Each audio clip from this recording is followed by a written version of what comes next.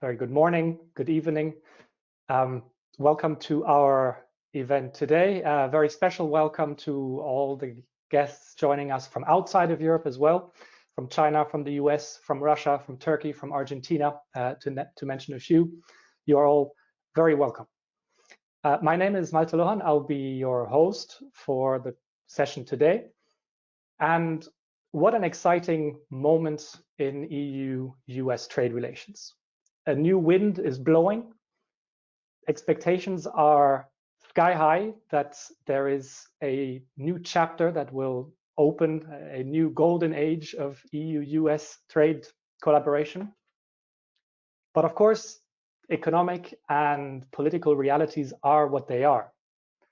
And some of the consequences of 4 years of the Trump administration cannot be undone. So where will expectations and reality meet? And what will all this mean for the future competitiveness of Europe's industries? It's a perfect time to bring together the key voices in this debate from both sides of the Atlantic and to discuss the future EU-US trade relationship, both in terms of the relationship, the consequences for our companies, but more importantly, also the wider implications for the world as a whole. Now, many of you will know Orgalim. We are the organization that represents at the European level the mechanical engineering and machinery sector, the electrical, electrotechnical and ICT sector, and the metal technology sector. Our companies are making everything from advanced manufacturing equipment like industrial robots or industrial software to the sectors that are used in the sensors that are used in automated and connected mobility, to the future components for smarter buildings and cleaner energy grids. Our industries are comprised of around 770,000 companies. Some of those, of course, are big multinationals that you will be familiar with, like Bosch, Siemens, ABB, Schneider Electric, and others. But most are SMEs, mid-caps, micro businesses that are not household names. But many are the hidden champions that are at the heart of the digital and the green transformation of Europe. We are employing directly 11.5 million people across Europe, and of course, millions more depend indirectly on those jobs. And our industries generate an annual turnover of 2.1 trillion euros. Now, you won't be surprised that our companies have massive stakes in the future EU-US trade relationship. We are an extremely export-oriented sector, accounting for about 1/3 of Europe's manufactured exports. And in the context of recovering from the pandemic and the damage caused by the pandemic, these markets outside of Europe will be more important than ever to generate growth in our industries. Now, I think there's a clear recognition of the importance of our topic today. You only need to look at the number of registrations that we had for our event, over 220 of you planning to join us. Our discussion today is actually part of a series of events that we organize, which is called Industrial Strategy in Focus. You will find more about this on our website. I also invite you to sign up to our newsletter once a month to hear about the events and the policy activities that we're engaged in, all of that on our website. The event today is also part of the EU Industry Week, which is the flagship event on industry organized by the European Commission. And in fact, this is our second event partnering with the Commission on the EU Industry Week. So of course, we're delighted in this collaboration, and a warm welcome also to all the colleagues from the Commission who are joining us today. Now, this is a very important moment for European industry. And we are expecting a new updated industrial strategy to be published later in April. We have already seen a new trade strategy with the trade policy review being published a month ago today. And of course, before that, at the end of last year, also the communication on a new EU-US agenda for global change. And in all of those initiatives, I think it's clear there is a new paradigm which is evolving here in Brussels. You all know the keywords: strategic autonomy, technological sovereignty, supply chain resilience, Green Deal, to name but a few. Now, following the US elections and the appointment of a new team in the US, there's also hope that after 4 turbulent years, we are going to be in a new age of making friends with the US, remaking friends with the US. And of course, following the suspension of the tariffs in the Airbus-Boeing dispute, the expectations really are going through the roof that we are opening a new chapter. And for our industries, the stakes here are massive. The US is the first export market for our companies and is the second biggest trading partner overall after China. And transatlantic trade is a growth engine, not just for our industries, but also for the wider European economy. With the current optimism, we are starting to hope again that we may, over time, even be able to make progress on the 2 biggest prizes that our industries have been calling for: an agreement on eliminating industrial tariffs across the goods sector, and an agreement on addressing non-tariff barriers to trade, particularly in the context of conformity assessments. Those 2 would be transformative for our ability to trade between Europe and the US. But of course, the stakes go much further than our industries alone. Let me just mention a few of the areas where EU-US collaboration in the trade context is critical. First of all, recovery from the pandemic. Goes without saying that we would be struggling if we cannot leverage this engine of growth, which is the EU-US trade relationship. Secondly, we need to make the multilateral trading system fit for a multipolar world. And WTO needs to be at the heart of this, and we need champions for that continued commitment to a multipolar multilateral trading system. And then final point that I want to mention here, of course, is that achieving the Paris Agreement, enabling the global transition to a climate neutral economy, depends on this relationship between Europe and the US. So no wonder that there is excitement and energy in the air like we haven't seen for a long time. But of course, some of the political and economic realities remain. Public opinion has shifted permanently in favor of a more protectionist approach, whether you call it Buy America, whether you call this reducing strategic vulnerabilities, the bottom line, same. With the RCEP, the Asia-Pacific region has created the world's biggest trade bloc on the basis of a model for free trade agreements that is very different from the model that Europe has been championing. And the most important European free trade agreements that we have been asking for, the Mercosur agreements, is now on life support. China is already the largest global economy. If you take it at purchasing power parity, will soon be the largest economy on nominal GDP as well. And that economic model is putting the rules-based global trading system under unprecedented strain. It is accelerating a global decoupling, the US from China, Europe from China, and many other places also caught in this picture. And of course, finally, EU-US trade disputes haven't magically disappeared overnight, right? The disputes on the Airbus-Boeing subsidies, even though the tariffs have been suspended, is not yet resolved. Much work remains ahead. And of course, the dispute around the tariffs on steel and aluminum is still very much alive.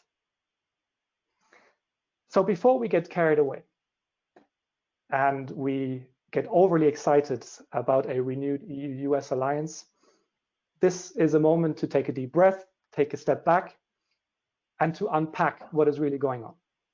And we want to do that with those that are at the heart of the issue, help us form a grounded view on what lies ahead and what that will mean for European industry. So to help me do this, I'm delighted to bring in the EU's side of the official view. I think everyone here in our audience today will be familiar with the Executive Vice President's role and your role in the cabinet. So I won't spend much more time on that.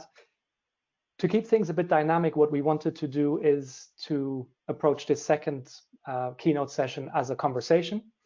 And I'm just going to jump right into it with my first question to you, Janita. It was a turbulent period with the previous administration, and I imagine there's a fair amount of repair work still to be done. I wonder if you can give us a sense of how the Commission is approaching this on the EU side, and what are the top priorities in your inbox, basically, in repairing this relationship and creating the foundation for a new chapter.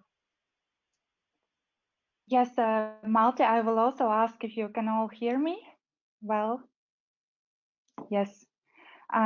First of all, I wanted to thank you for the invitation and also for this possibility to address the audience. I think the timing for the event is just perfect, because indeed we have just published our trade policy review and we are actively working on the industry strategy. So really, I think thank you very much for organizing this debate. And I would like also to congratulate USTR colleagues on the confirmation of Catherine Tai. Of course, we've been waiting and following her hearings and also the confirmation, so congratulations. Obviously, in Europe, we are in the situation where we had like more time to reflect about our relationship with the United States, and everyone is right to point out that there was a wave of enthusiasm and a wave of raised expectations towards cooperating with Biden's administration. And I'm sure that you have already noticed that on 2nd December last year, we published a comprehensive communication for EU-US agenda for global change. And of course, this communication would look at the various issues, not only trade. It would be also looking at health or economic crisis, or how to rebuild multilateralism, how we could work together on facing climate challenges or addressing digital transformation. So I would say that indeed there is a wide range of objectives that we would be very happily discussing with the new administration. But if I have to name few, I would definitely name settling bilateral irritants, so Airbus and Boeing dispute, as well as Section 232 steel and aluminium tariffs as a priority. I would say that it would be a wonderful trust-building exercise. I would also agree that we have to manage expectations and work very hard on solving these irritants. I would agree with Dan that the desire is also here on the other side of transatlantic to work hard and to find solutions, because we simply feel that it would be key for, let's say, repairing maybe this erosion of trust that happened here in Europe during Trump years. And of course, we understand, and as Dan pointed out, we will not always agree on everything. Maybe we will not agree on the ways to go there. But I can reassure you that on behalf of my boss, Executive Vice President Dombrovskis, and the whole team, there's a really heartfelt desire to move on. And as to other topics in my mailbox, as you say, I would say it would be about cooperation on China. Indeed, we share, I would say, many concerns that Dan already outlined, some harmful subsidies, state-owned enterprises, so need for working on this global level playing field, and actually problems that are stemming from China's economic model, indeed. And then also it was interesting because Dan mentions that he was speaking about steel and aluminium tariffs, and pointed out that the problem, the source of the issue is indeed a global overcapacity more than Europe, let's say. And we also would agree that we would have to work together to address this global overcapacity. And this indeed needs a joint work between allies. But I would say that this would also apply to new technologies, to emerging technologies. And actually, this is why we also have tabled this offer to set up a joint trade and technology council that could look at new challenges that are emerging in the realm of cybersecurity, provision of digital services, transfer of data, but also, like we just said, emerging technologies such as, for example, artificial intelligence.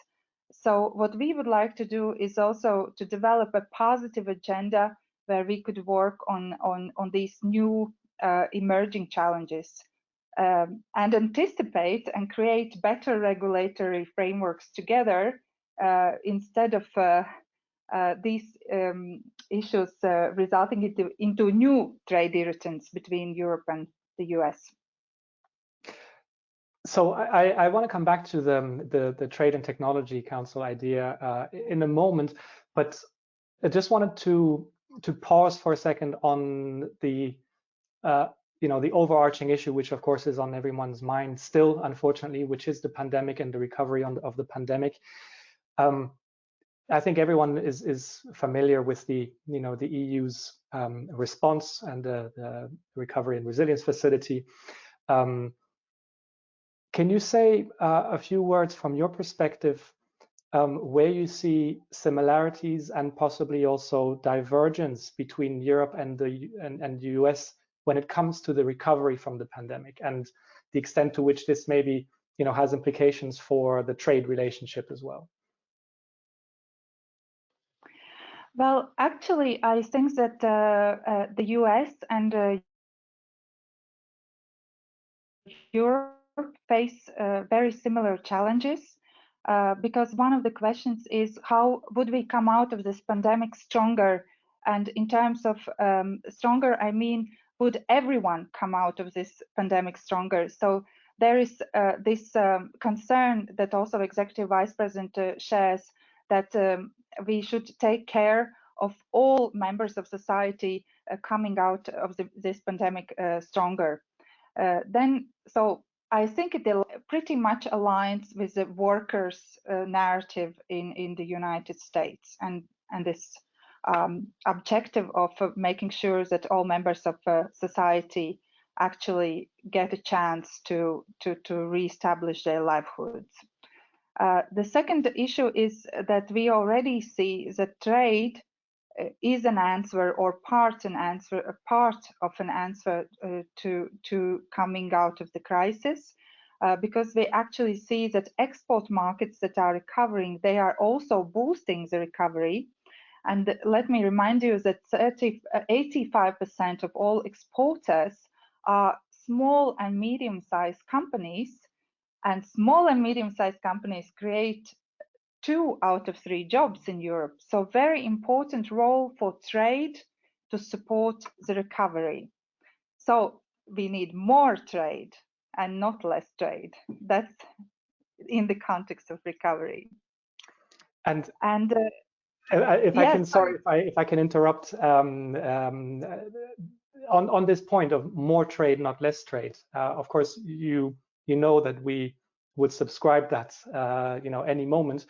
Of course, both the EU and the US are now looking at their strategic dependencies, strategic vulnerabilities. It may be using slightly different words in the US, but it's the exact same exercise. With a focus on critical technologies, and many of those that were mentioned a moment ago, also by Dan and by yourself, Janetta. To what extent is that a review of these vulnerabilities, of these dependencies, in opposition to what you just said about more trade is what we need, not less? Yes, indeed. There is a big hype in town around the supply chains and global supply chains. But actually, first of all, I think it's very important that we continue making our policy that is evidence and facts based. So first, what happens during the pandemics is that there is a lot of emotions flying out, and there is a lot of perceptions of various situations. For example, when we didn't have enough of protective materials, such as like face masks, all of a sudden it could create a perception that our current, let's say, trade models or supply chain models doesn't work. But actually what we see from first studies coming in, for example, OECD studies this summer, show that in general, the fact that Europe and European enterprises are so well integrated in global supply chains, those global supply chains helped us to absorb the shock. So actually, contrary is true to what the first feeling or first perception would prescribe. And this is why I think there is absolutely nothing wrong with screening strategic dependencies or screening strategic value chains. For example, for raw materials that we will need for the future economy, for green economy, for more digital economy, it is perfectly fine to map where these raw materials are and to diversify the strategies for securing access to those materials. But I think what is also equally important, that most of these decisions and most of this screening is done in consultation with industry, because we still believe that ultimately 99 or 98% of problems can be solved by business leaders who know best where their supply chains are and how to diversify them and how to manage risks, because I'm sure you have all had these conversations in your governing boards by now. So I do not think that kind of screening and mapping particular sectors, I mean, let's name semiconductors or let's name pharma, is bad in itself, as long as it stays evidence-based and as long as it is done in close consultation with stakeholders. Okay, thank you for reassuring us on that, and we know that you and the executive vice presidents are really very mindful of some of the concerns also in the industry that this could be leading to more protectionist instincts, which I understand is not the intention.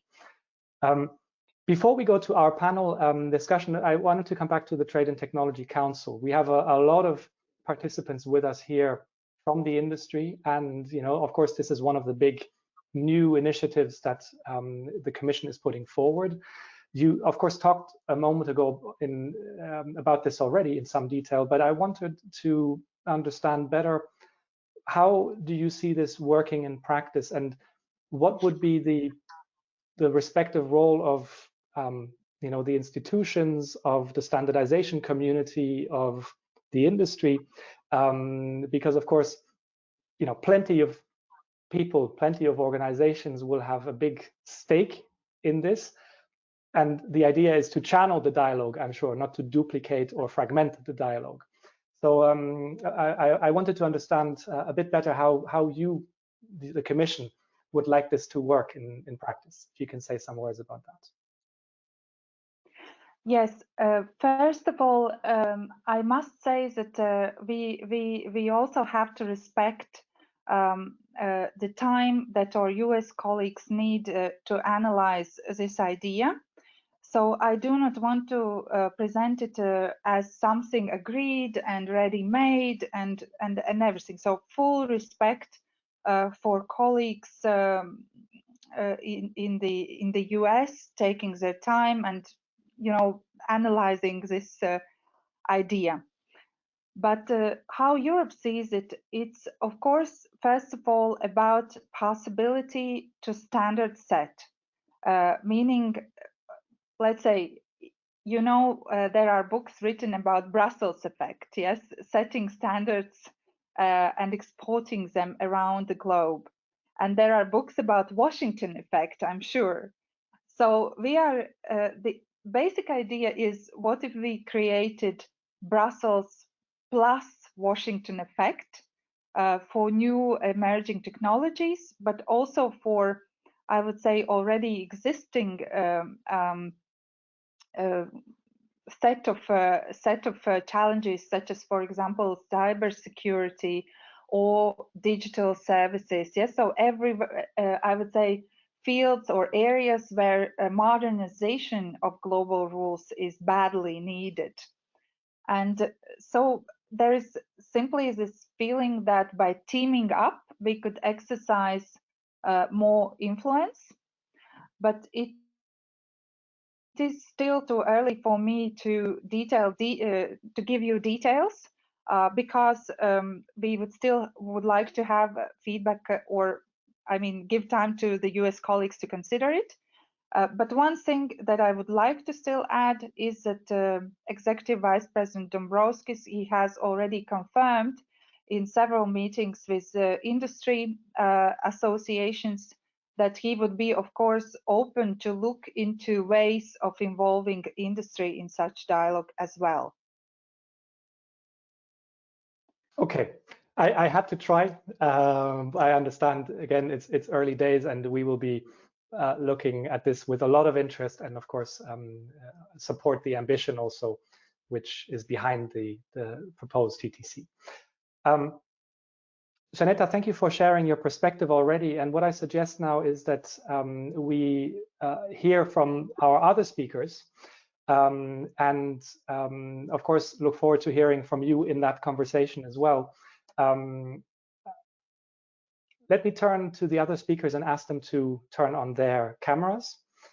And I would like to dig a bit deeper into what we have heard so far, and to some extent also bring a bit of a reality check. So from an industry point of view, that's where we have Peter and Garrett, and then of course also from a, dare I say it, sober, disinterested expert point of view, which is Maria. And forgive me for that characterization, Maria, if that was not fully the way you would describe yourself. Let me remind all of the participants that you can ask questions. You can do so via the chat. We'll keep an eye on that. I'll try to consolidate them. Of course, we may not be able to answer everything, but at least to pick up the themes.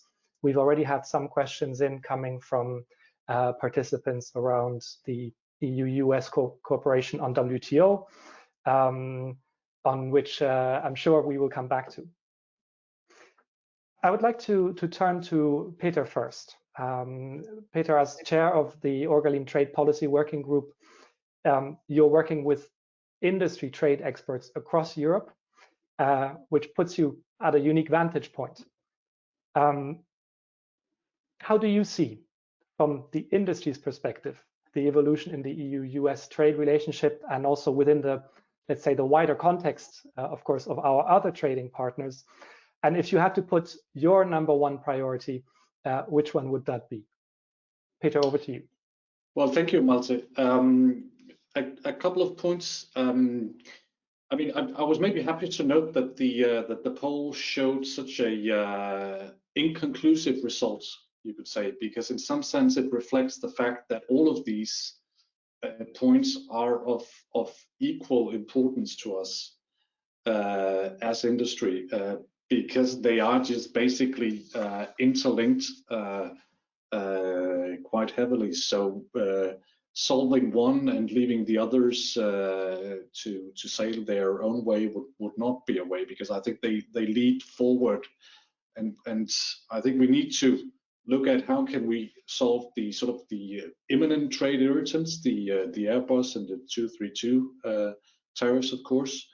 But that would be a way as opening up for a discussion on removal of industrial tariffs and working on conformity assessment. So I think that's the way forward to go there for us in our view. Maybe also just a point. I think Malte, you mentioned it at one point that the US is our biggest export market from Europe. It's not our biggest trading partner, because that's now China. But we need to look at the picture in its entirety, you could say, because if you add investments, the magnitude of the transatlantic relationship is just that much greater than the EU-China relationship. 25% of our foreign investments go to the US, and 25% of our foreign direct investments come from the US. So in that sense, it's just a relationship sort of unchallenged, you could say, in that sense, which is why it's just basically so immensely important for us. I'm sort of old enough or young enough, whatever way to say, to remember when TTIP started up. I think there was great enthusiasm there that we could solve everything in sort of one big deal. I think there was a great disappointment when that did not succeed. I think there are many good reasons why it didn't succeed. But I think the point is that there was maybe so much disappointment in the fact that it didn't succeed, that we now also need to make sure that we can actually deliver on something, that we don't get another transatlantic disappointment. So I think there is great optimistic mood in the air here in Europe as to the new administration in the US and what they can deliver. But it's also up to us on the European side to be able to sort of deliver in tandem with the new US administration. So we definitely need to work closely together. Thank you. Peter, thanks. And let me turn to Garrett. And of course, this is a question that I'm sure many will have a view on. So you're all invited to come into this. But let me ask the question to Garrett. And this is also coming from our chat, from Matti Manonen from the Finnish technology industries, which is about WTO. And we've talked about a number of the areas for collaboration which are so important. From the US Chamber's point of view, so representing the voice of American businesses, where do you see the scope, the opportunity in terms of addressing the challenges that we have with WTO, both in terms of the role it plays, and then of course very specifically with the appellate body that needs to be operational urgently? Can you share the US view on this, please? Sure, and thank you, Malte, and thank you, Orgalim, for organizing this great conference. I think, as Zanetta said, you had pretty good timing with the confirmation of Ambassador Tai yesterday, and between the trade policy review and the industrial strategy on your side, I think it's the right time to be having this conversation. Peter stole my thunder by making the point about the US-EU relationship and how it compares to the US or to the EU-China relationship, and ours being one much more based on investment. And I was also going to bring in the angle of trade and services as well as trade and goods, and services underlining the broader trade relationship, including of all the sectors that Orgalim obviously supports. To your question about the WTO, I mean, I think obviously we all realize the urgency of needing a functional World Trade Organization.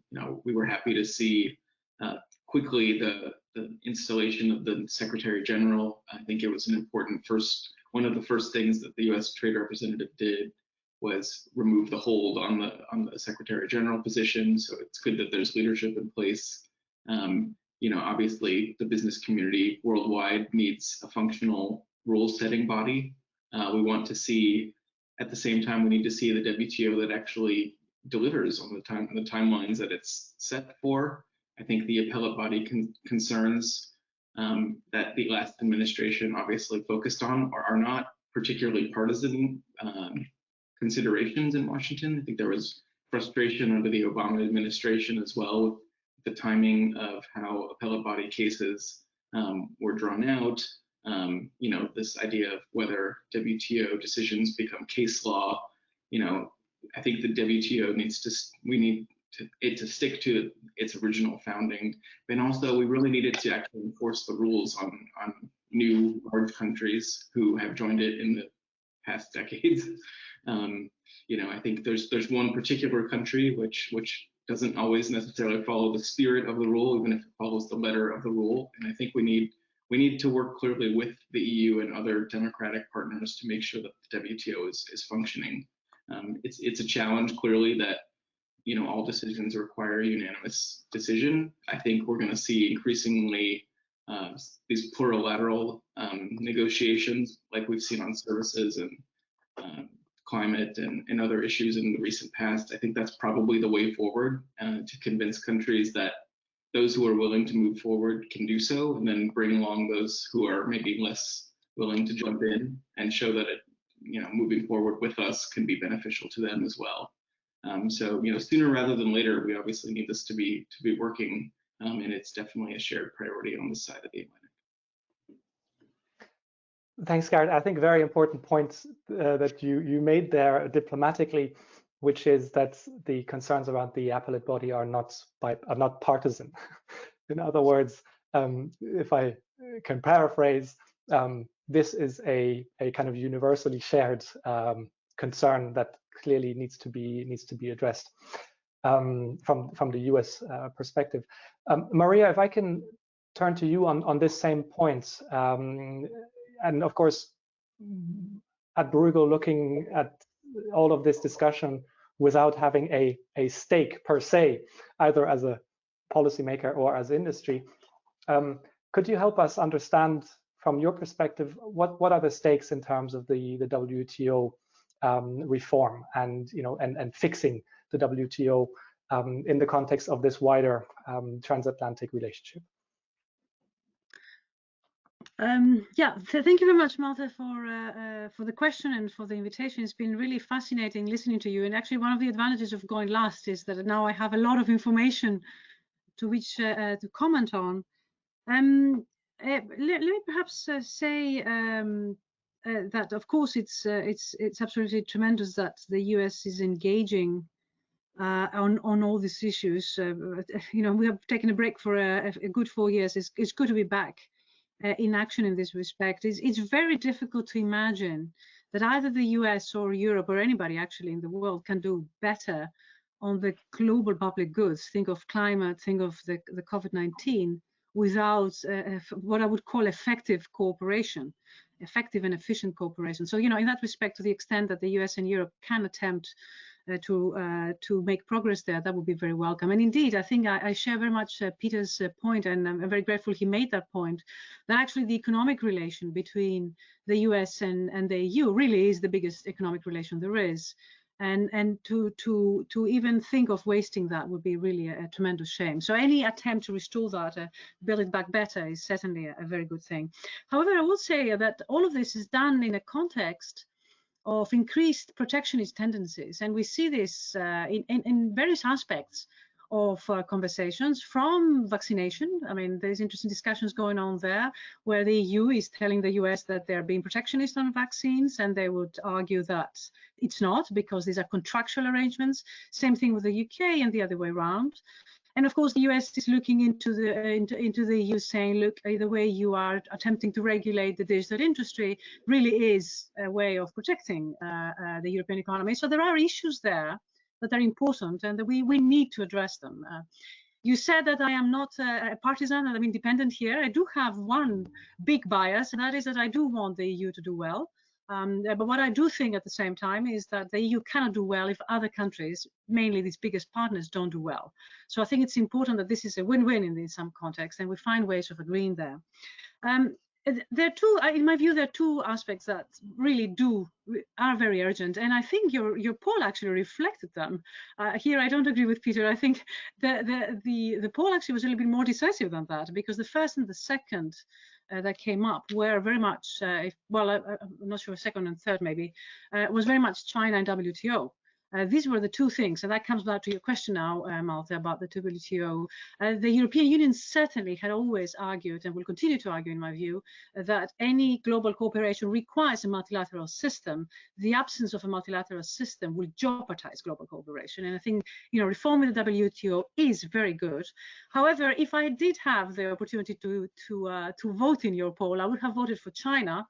And the reason why I would have voted for China is because in order to fix the WTO, we need to understand what we think about China. Here, I think the US is a lot more advanced than the EU. The EU is making big attempts to find out what it thinks about China, but it certainly doesn't have the one view about China. It certainly is a lot more distant in dealing with China, in the sense that it prefers a much more transactional relationship. We've heard that the exports now, the European exports to China, are the biggest exports in the EU. So, you know, that's in line with protecting EU interests. But I think it's important to understand also that the grievances that we have with China, we do share with the US, and they're important grievances, and certainly in the steady state, they will be important to address. And here comes the WTO. What do we need to do about the WTO? It's interesting. I'll come to the phrase that Garrett used, that you know, when China joined the WTO, the expectation was that it would really follow the spirit of that book. It didn't. And it's really much the spirit. It's not the compliance, because the Chinese compliance is not dissimilar to the compliance of any other state. But we all know that the spirit of WTO is not preserved. But here comes a very big issue here. You know, what makes us think that China will be able to fulfill the spirit of WTO if it hasn't had the opportunity to actually contribute in writing it? And I think that's the big thing, you know, as we go forward. Can you envisage what type of multilateral system are we going to end up to? And, you know, here I'd like to offer two possibly options in the way that the global system will evolve. Can we envisage a sort of one global system in which there is a WTO 2.0, let's say, whereby there is global cooperation? And, you know, in that world, who is going to take a step back from their business model? Is it going to be the Western model, or is it going to be the Chinese model? And, you know, what makes you think that it is actually the Chinese model that is going to go back in order to respect the current spirit of WTO? And if you don't think that's possible, then the other alternative is sort of like a two-tier global system, where you have a Western system that follows WTO 1.1 with a proper functioning appellate body, but the spirit is common and appreciated. But in parallel, a common, if I say, alternative global system where there are other rule books that are being followed, and there is actually little cooperation between the two. And I'm talking about the steady state. I'm not talking about the transition, because I would argue that what we're going through right now is a transition. In the sense that we don't really know what the steady state will be with China. We need to understand the grievances of China. And I think that's really quite an important sort of framing of the question, because, you know, when you're asking China to follow the spirit of the law, I think as the Western world, if I may call it, the business model, we need to accept that China is going to ask to contribute to the global rule book. It would want to hold the pen. And rightly so. I mean, China is 1.4 billion people. Europe and the US is only 2/3 of that. You know, and it's growing at extreme rates by comparison, certainly, to our rates of growth. You know, China will want to at some point not only contribute, but even define what the global rulebook is. What does that mean? I think that's really the context in which US and China, US and Europe can collaborate is in exactly understanding what that means. So that's one thing. And then the second thing I'd like to say, which comes closer now to the bilateral relation between US and the EU, but it does have repercussions for China as well. But in the first phase, it's really about us, and that is the digital world. And here there is actually a lot of space for Maria, disagreement.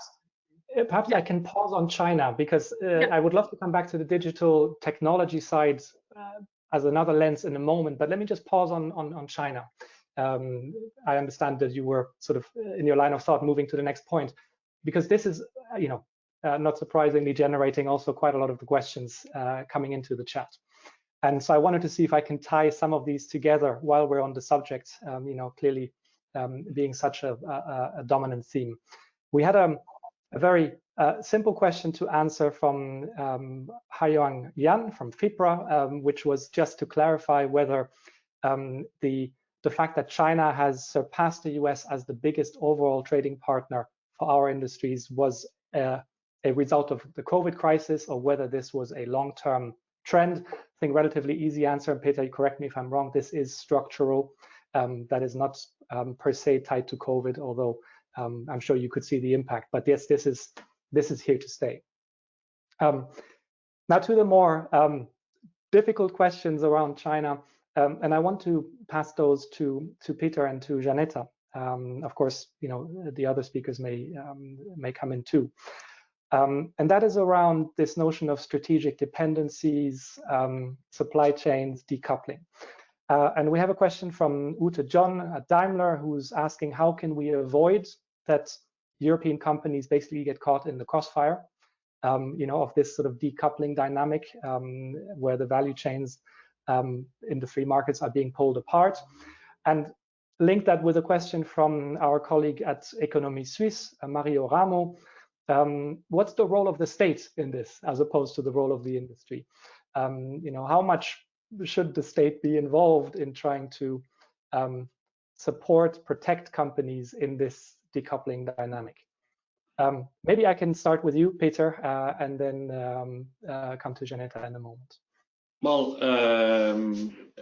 thank you for that very, very easy question, because this is the whole issue of decoupling is one of the big questions I think that we are grappling with at the moment, and one of the sort of long-term issues that European industry needs to find a way to deal with, and it's going to be very, very difficult. Ute asked the question. She's coming from Daimler. I mean, they are having the problem in terms of autonomous vehicles. Is China going to require that autonomous vehicles be fitted with Chinese technology equipment that can't be sold in the US, meaning that Daimler will need to sell one car or make one car for the Chinese market, one car for the US market, and then something in between for the EU market? That is, of course, going to be a very, very unfortunate development for European companies if we get caught in the middle there. A lot of this comes, of course, from some of the US sanctions on Chinese technology companies. So I think what we need to do, at least, is work closer together with the US side in coordinating sanctions, coordinating initiatives in that field. It was difficult during the Obama administration. It became increasingly difficult, of course, during the Trump administration. Hopefully, it will become a little bit easier now with the Biden administration. But I think we need to recognize that this is an area where we have, I think, as Dan put it, maybe the same objectives, but not necessarily the same methods applied here. So yeah, Janetta, I don't know what your views are on this easy question. Yes, I am afraid I also do not have ready-made answers, but I can only refer to an excellent report by European Chamber of Commerce in China on decoupling, and there you see also various potential business strategies in this regard. But what I can say is that what European Union is now doing, we are trying to correct the asymmetry in our economic relationship, EU and China economic relationship. And this is why precisely we have concluded the negotiations in principle on comprehensive agreement on investment with China. And by the way, this week, oh, sorry, it was already last week, we published offers, so schedules of commitments. And so what we are trying to do is to, I know it doesn't necessarily have to do with decoupling, but at least ensure first, better market access, second, better level playing field for European companies and investors in China. And then, of course, there is also quite an ambitious sustainable development chapter in that agreement. But really, on your question, I wouldn't instantly have a ready-made answer because, as Maria said, we are into the same way that we are in some kind of transition period where many things are still being played out and set in motion. Okay, I would love to press a little bit harder on this, but of course we don't have time. I also see other questions still related to this coming in. I'm going to move on, and indeed I was going to bring it back to Garrett as well, because of course, you know, the topic of our discussion today is EU-US relationship, even if China looms large over this. Before we do that, just to make sure you're all awake, I'd like to run another poll, and this one maybe to provoke a little bit. I'd like to hear how you feel about the potential divergences. So where you see, from your perspective, the potential for the EU and the US agenda to diverge. Again, this is not scientific, not exhaustive, but if you have to pick one, I would love to hear your perspective. So let's go and run this poll.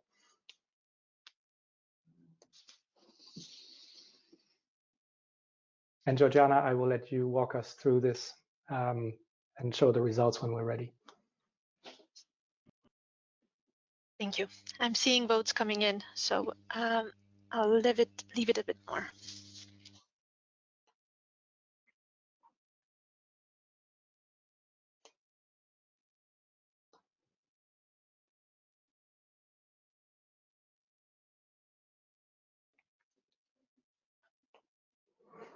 Maybe 10 more seconds and then I close.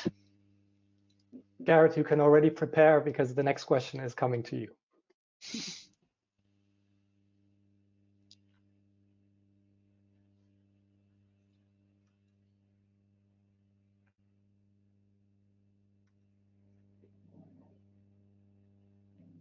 Okay, so here we have the results. We have a much clearer picture emerging here than in the first one.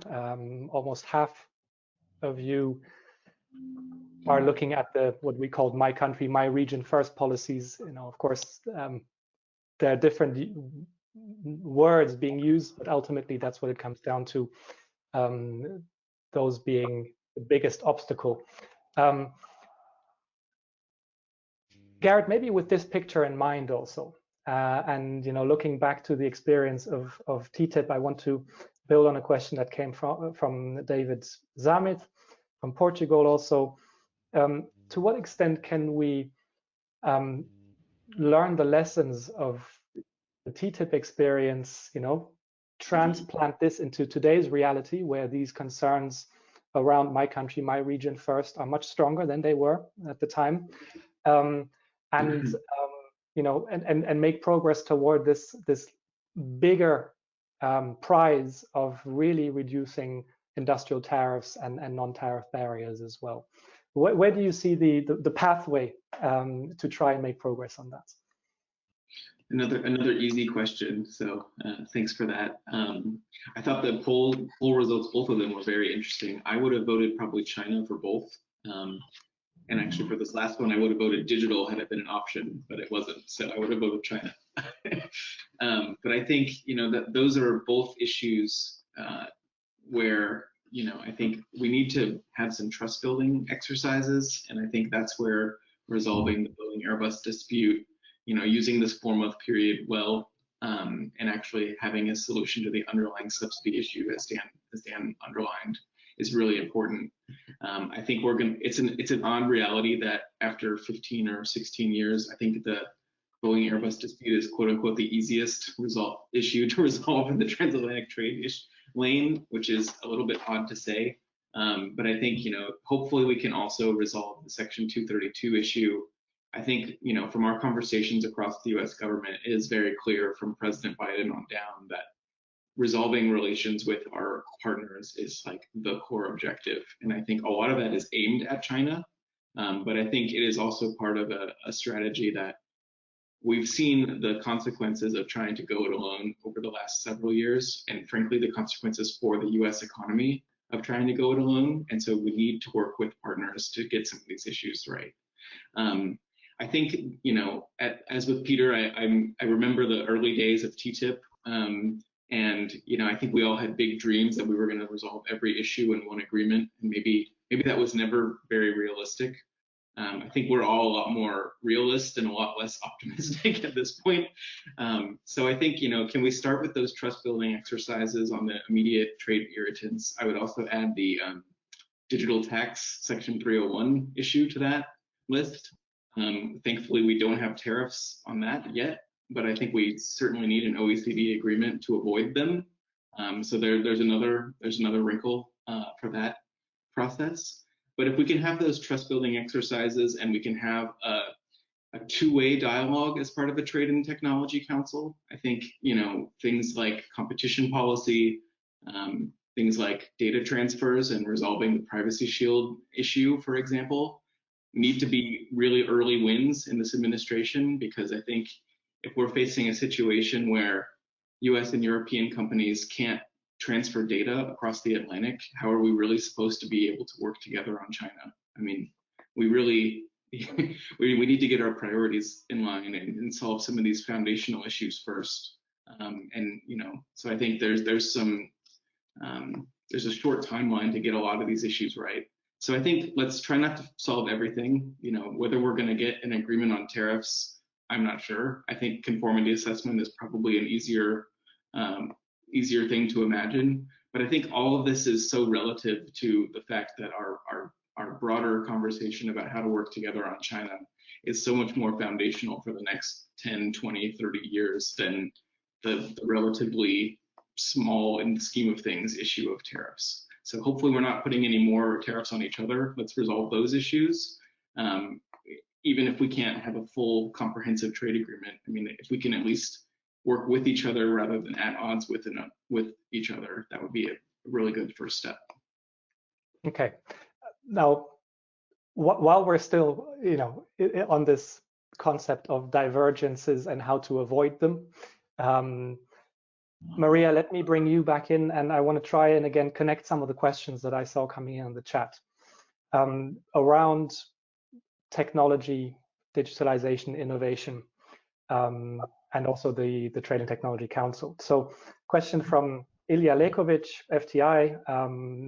Does the Commission worry about being perceived to move in a protectionist direction when it comes to these strategic sectors, strategic technologies? And let me combine that with a question from Thomas Jürgensen from EUA, which was around the role of the Trade and Technology Council to potentially also encourage innovation, technology leadership, and not just cooperation on standardization, as important as it is. So to some extent, a tension between, on the one hand, saying we need to do more of this ourselves, on the other hand, saying, could we be doing more of this together? And would we be stronger if we did it together? I want to bring in Maria on this, but then Janetta, you are most welcome to give your view on that in a moment, if you like. Yeah, thank you, Malte. And let me just start by very much agreeing with exactly the spirit of what Garrett just said. That there are quick wins to be had, resolving the irritants, in other words. But I mean, the bigger picture here are other stuff. Climate is one. And that requires global cooperation. Let's just not forget about climate. But we don't talk about climate because if we do, we would be only just going to talk about climate, actually. But I mean, COVID-19 and how we're going to, what is the post-COVID-19? These are the big challenges. And then, of course, China. And then the digital. So let me come to the digital now, because I think there, it is in my view, it's a lot more complicated than just a retaliation or an attempt to be protective. If you look at the what's going on in the fundamentals of the economy globally, the US and Europe will find very similar trends. Think about interest rates and how low they have been and how low they're going to stay for a very long time. The question is why. And if you look at what the US literature is telling us here, they are talking about the big digital firms becoming very, very powerful. Now, the latest attempt by the EU to regulate the digital companies is also a recognition of the fact that these digital companies, to the extent that they are distortive, they're distortive also the EU.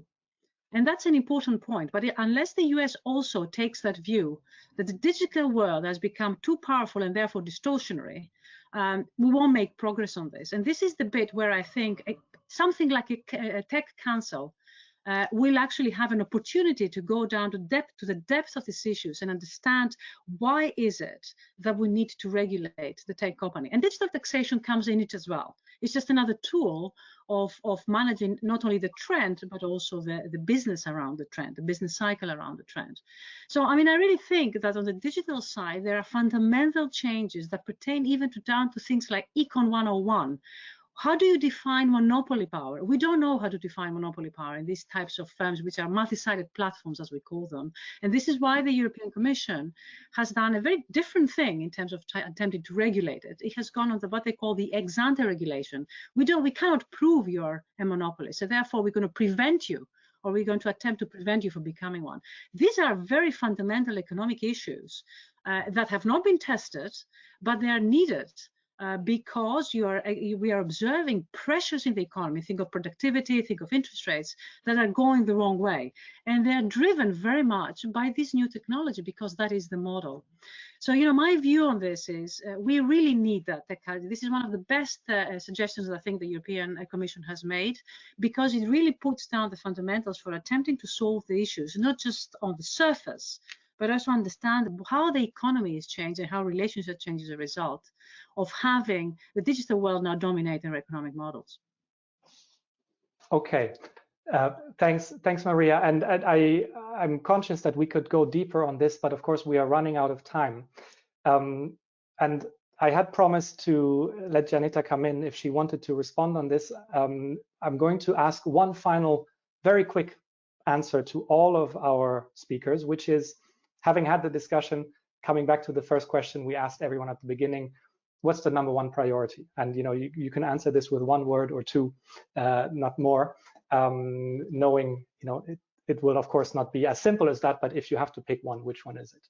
Let me start with Janita, just in case you wanted to add anything else before the closing thoughts.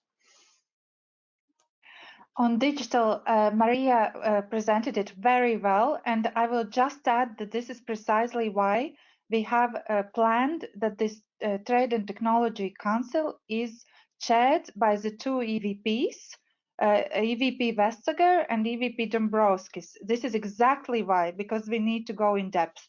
And in the interest of time, I will not go deeper than that. And the one so your word #1 priority? Trust building. Trust building. Okay. Peter? Well, I would say trust building as well, but being specific, I would say the Airbus-Boeing dispute, because unless we're able to solve that, we can't move on to the other ones. Okay, Garrett? I think trust building probably nails it. Let's get some quick wins. I would add Privacy Shield to that first tier, and then let's go from there. Okay, there's a clear picture emerging here. So Maria, you have the last word. I don't think I can disagree, and without losing credibility at this point, actually. So trust building, but I would add China. Okay, so excellent. I think this is a wonderful conclusion, trust building, but with a few different areas of emphasis that will be critical for that. And unfortunately, this really brings us to the end of our discussion. I would have loved to go on. We don't have time. Thank you from all of us at Orgalim to our wonderful speakers, and Dan, you know, of course, who already had to go. Thank you to all of you in the audience.